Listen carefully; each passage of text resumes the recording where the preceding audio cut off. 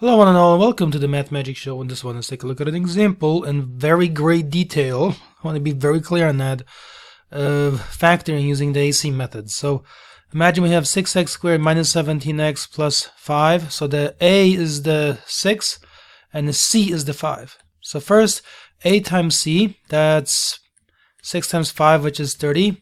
We want to keep that in mind because when you factor, first you want to, using this method, rewrite the middle term. So how do you write the middle term? Take a look. You need two numbers that equals 30, and we're getting that because that's the value of the a times the c as identified.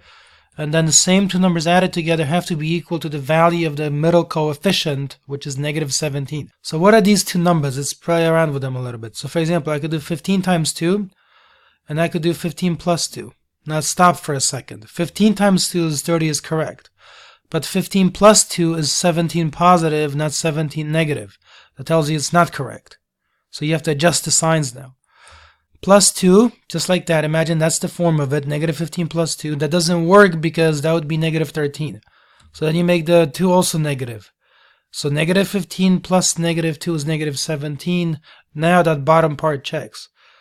So that means up there it also has to be negative 15 times negative 2. So that takes care of the numbers we're going to use to write the middle term. So I'm going to have 6x squared minus 2x minus 17, or 15x rather, and then plus 5. Let's stop here for a second. We have to ask a question. Why did I take the negative 15x and put it over here, and the negative 2x and put it over here? Because I know just by looking at it that 15 and 5 have a common factor, and 6 and 2 have a common factor, you see? If you put the 2 in this position where the 15 is, then you would have negative 2x plus 5. Negative 2 and 5 don't have a common factor, so it doesn't help you. That's how I know how to split up the middle term the right way. Now, the next step is going to be super detailed because it gets a lot of people. I have the following. I'm going to take the 6x squared, I'm going to break it into pieces. So it's going to be 3 times 2 times x, because 3 times 2 is 6, x times x is x squared. Now I'm going to put here negative 2x. Now here, to emphasize a key point, notice something important. In front of the 2x, I wrote 1. I want to see that 1 because when I factor, often people forget that 1. And then it breaks up the whole factoring, breaks the whole factoring process. Next, I'm going to put the following in the next stage. Negative 5 times 3x. So I'm breaking the negative 15 into two separate numbers. And now let's look very carefully at the last part. It's going to look like this. It's going to be minus a negative 5 times 1. Why did it do it this way for a second? Well, take a look. Because negative 5 with that other negative becomes positive 5, which would take you back to that step, and then 5 times 1 is 5.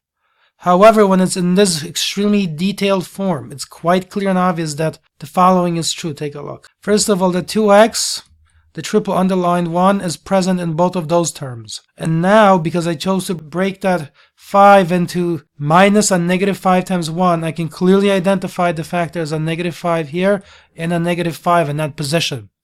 It also tells me exactly what will be left over after the negative 5 is factored out. That piece gets a lot of people. The only way I've been able to kind of do that so that it works reliably and well is don't skip any steps, don't skip symbols. And then I've seen the consequences. They will just, when they pull the negative 5 outside, this 5 here just disappears.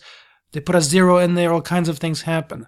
So I decided to be extremely detailed at this step and break it this way. And then multiplying by 1 doesn't change anything, except when you're factoring, it's really important. So let's go to the next step. I'm now going to have the following. Using the triple red underlined 2x, I'm going to factor that outside the parentheses. So I'm going to have 2x, and I'm going to have 3x. Where's that 3x coming from? That's this 3. This 3 and this x right here, down on the bottom, okay? So, and then I'm going to have minus 1. Where is that minus 1 coming from?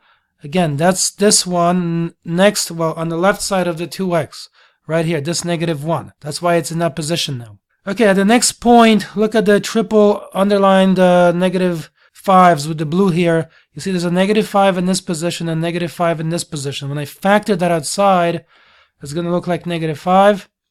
And because I was very careful with my signs, down below here, when I factored this negative 5 out, that tells me 3x minus 1 is going to be left over. So up here it becomes 3x minus 1, you see? And lastly, I see that 3x minus 1 is now a common factor. So once it's a common factor, what you can do is separate things out as follows.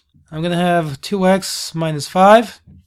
So I put this 2x together with that negative 5, and then 3x minus 1 goes outside one time this way in its own parentheses. So this is the most detailed way I know of doing this.